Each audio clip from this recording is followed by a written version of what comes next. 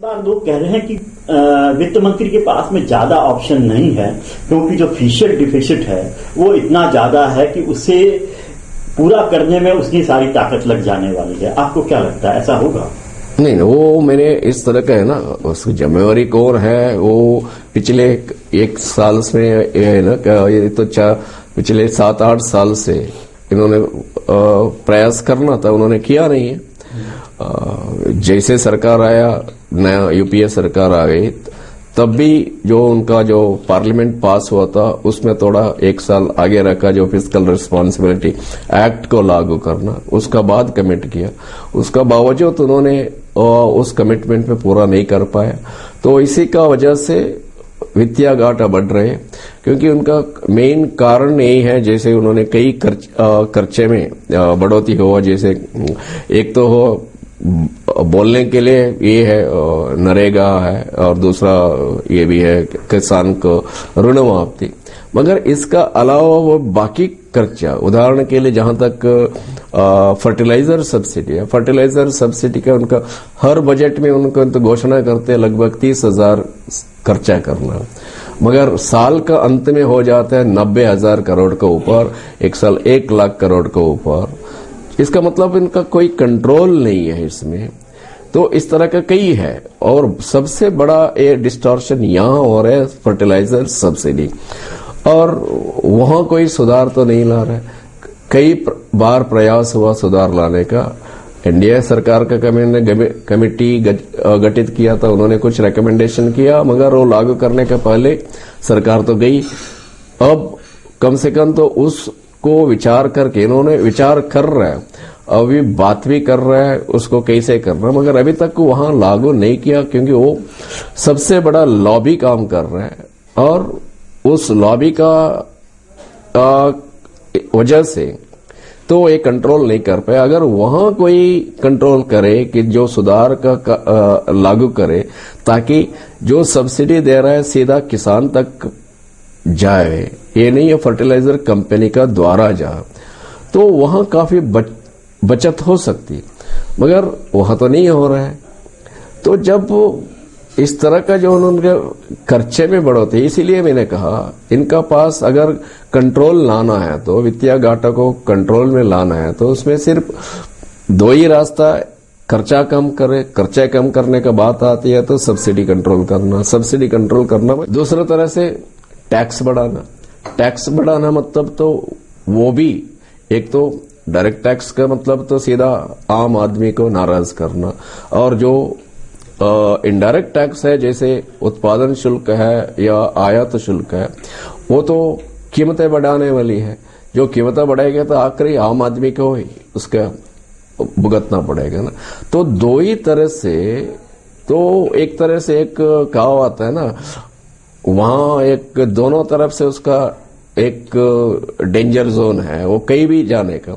इसलिए वित्त मंत्री का जो परिस्थिति का कारण जो भी है खुद ही होगा, या उसका सरकार पिछले 5-6 साल में जिस तरह से चलाया उसके लिए जिम्मे वही कारण होगा। मगर आज की स्थिति में मुझे तरस आते हैं, जो वित्त मंत्री का जो स्थिति है काफी गंभीर है।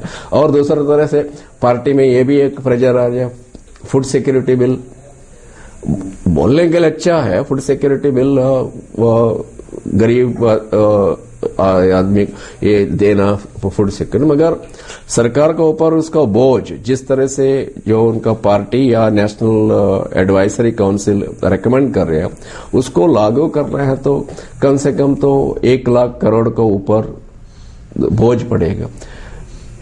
एक तरह से वित्तीय घाटे बढ़ रहे हैं, दूसरी तरह से वहां प्रेशर भी आ रहा है, आप फूड सिक्योरिटी लाइए, उसको लागू कर लीजिए।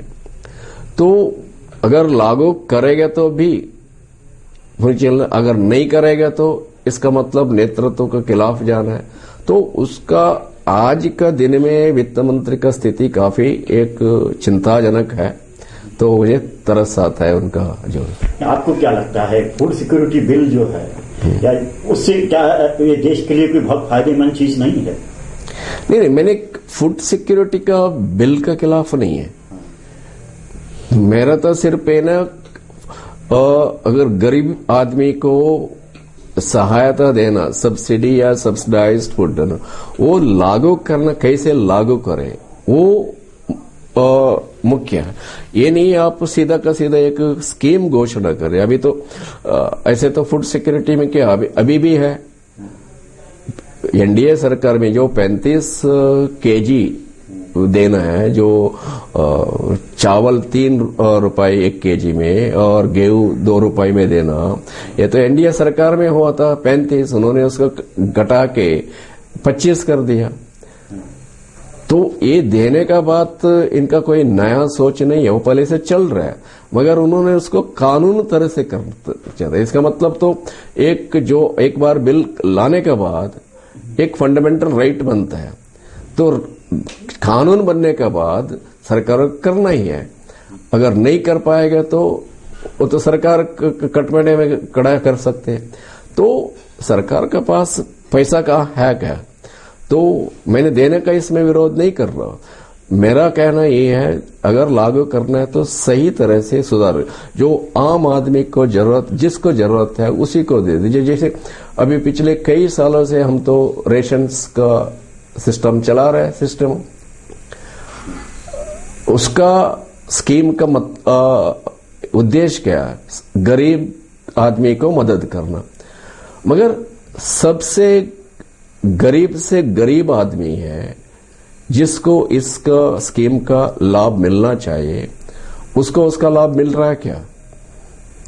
अगर थोड़ा सोचा जाएगा तो जो सबसे गरीब आदमी है वो कमाता है अपना दिन मजूरी करके, जो सुबह जाके शाम को अपना जेब में पैसा लेके आ जाता है। पहले बात जब वो शाम को जो पैसे लेके इधर घर वापस आता है, उस समय तो रेशन शॉप बंद होता है। वो सबसे गरीब आदमी है, वो ओपन मार्केट में जाके ज्यादा पैसा लेके उसका उस दिन का जरूरतमंद चीज वो तो हर दिन उसको खरीदना पड़ता है, उसको रेशन शॉप का लाभ नहीं मिलता है। दूसरा बात है, वो रेशन शॉप का भी क्या है, ज्यादातर से राज्यों में 15 दिन का कोटा एक दिन लेना पड़ता है, और सिर्फ केरल में वीकली कोटा है। मान लीजिए वीकली कोटा लेने में जो डेली वेज अर्नर्स है, उनका पास अपना एक हफ्ते का कोटा लेने के लिए पैसा कहां से है? ये जो अब जो स्कीम चला रहा है, जो गरीब आदमी का नाम पे, वो गरीब से गरीब आदमी है, उनको उसका लाभ नहीं मिल रहा है। वो बेचारा ओपन मार्केट में खरीदता है, मगर जिनको जरूरत नहीं है, अभी थोड़ा तो कई आईडी प्रूफ दूसरा तरह से पासपोर्ट और बाकी जो अभी आधार भी शुरू हुआ इम्प्लीमेंट, मगर अभी तक ज्यादातर से आईडी क्या था, आईडी प्रूफ तो रेशन कार्ड था। तो इसका वजह से जिसको जरूरत नहीं है वो भी अपना रेशन कार्ड बनवाता था, मगर रेशन शॉप जाने के लिए उसका इज्जत में थोड़ा कम होता तो जाता नहीं था।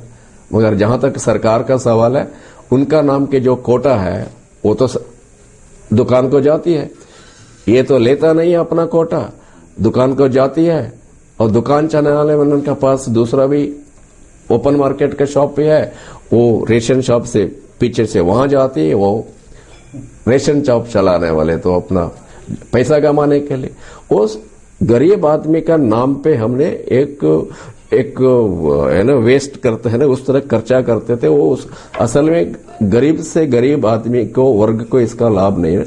इसीलिए सुधार एक सोच चल रहा है, जैसे स्टैंप, फूड स्टैंप देने का। तो आप जितना भी है एंटाइटलमेंट है, एक परिवार का एक गरीब को दे दीजिए फूड स्टैंप इस महीने के, वो उसको निर्भर होता है, जैसे उसको एनकैश करे, मार्केट जाए तो उसको या नीतीश कुमार एक बार सोचा था इसका बदले में पैसा दे दो, बांटो, तो वो आके मार्केट में खरीदेगा। वैसे आपको क्या लगता है कि इस बजट में कौन सा क्या बिग आइडिया होना चाहिए? नहीं, आइडिया तो मैंने अगर आज की स्थिति में सबसे एक चुनौती है सरकार का सामने और वित्त मंत्री का सामने, एक विश्वास का कमी सरकार का प्रति, या एक गवर्नेंस जो गवर्नमेंट का जो होता है, उनका पास विश्वास का कमी है।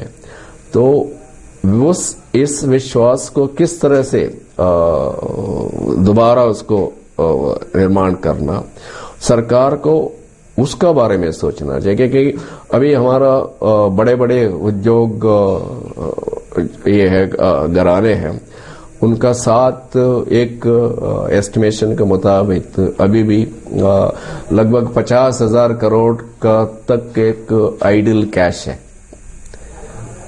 मगर वो लोग अभी उसको इन्वेस्ट नहीं कर रहे, हिचक रहे हैं। ऐसे तो एक बड़ा उद्योगपति ये भी कहा, हम देश का बाहर मौका ढूंढ रहे हैं, तलाश में है। तो ये एक सीधा सीधा प्रहार है। क्यों, जब बाकी लोग इधर आ रहे हैं, हम इतना तेजी से विकास कर रहे थे, और सब हमारा तरफ से देखते रहे थे। इस अवस्था में एक उद्योगपति को ये कहना पड़ा, हम देश का बाहर मौके का तलाश में इन्वेस्ट करने और यहां करने के लिए तैयार रहे, हम देखना है, स्थिति देखते हैं। एक तो इसको, और इसका वजह से ये भी है, जो सरकार का जो प्रणाली है, जो क्योंकि मंत्री है, प्रधानमंत्री, मंत्री सारा सिर्फ दिशा निर्देशन दे सकते हैं, मगर आखिरी लागू करने वाले तो ब्यूरोक्रेसी है। तो ब्यूरोक्रेसी का हमेशा एक रवैया होती है, वो स्थिति देख के अपना काम करने वाले। अभी उनको किसी तरह से अस्थिरता दिखाई रह रहे, इसीलिए वो लोग लागू नहीं कर रहे। कई आंकड़े भी दिखा रहे हैं किस तरह से सरकार का निर्णय लेती है। हमने कभी देखने के लिए मिल रहा है किस तरह से सरकार प्रयास कर रहा है और किस तरह से नहीं हो पा रहा है। तो एक सीधा संकेत ये जा रहा है, सरकार नहीं चल रही, एक गवर्नेंस डिफिसिट। और कई बैंकर्स भी, लीडिंग बैंकर्स भी, इन्होंने स्टेटमेंट दिया गवर्नेंस डिफिसिट के बारे में। जैसे आदित्य बिरला ग्रुप का जो चेयरमैन है कुमार मंगल, इसी ने कहा हम बाहर तलाश कर रहे हैं मौके का। तो ये इसको दोबारा इनको विश्वास दिलाना जरूरी है, ताकि इनका यहां निवेश करना, जो इनका पास पैसा है तो यहां निवेश होना है, ये नहीं है बाहर लेके तो हमें क्या उसका लाभ मिलेगा। हमारा अभी तक सोचे ये है तो हमारा तो काफी नहीं है, बाकी विदेशी पूंजी इधर आवे ताकि हम तेजी से विकास कर सकते हैं। जब इस तरह से सोचते वक्त हमारा उद्योगपति बाहर पैसा लेना है तो उसका लाभ हमें कैसे मिलेगा, यहाँ कैसे एम्प्लॉयमेंट का जनरेट होगा, हमारा आर्थिक विकास कैसे होगा। जरूरी ये है हमारा निवेशन को, और इसका साथ ही साथ जो विदेशी निवेश है उनको भी आकर्षित करने के जरूरी ये है उनको हमारा प्रणाली के ऊपर विश्वास दिलाना, और किस तरह से बजट को इसका लाभ उठाएंगे ये तो सरकार के या वित्त मंत्री के ऊपर निर्भर है।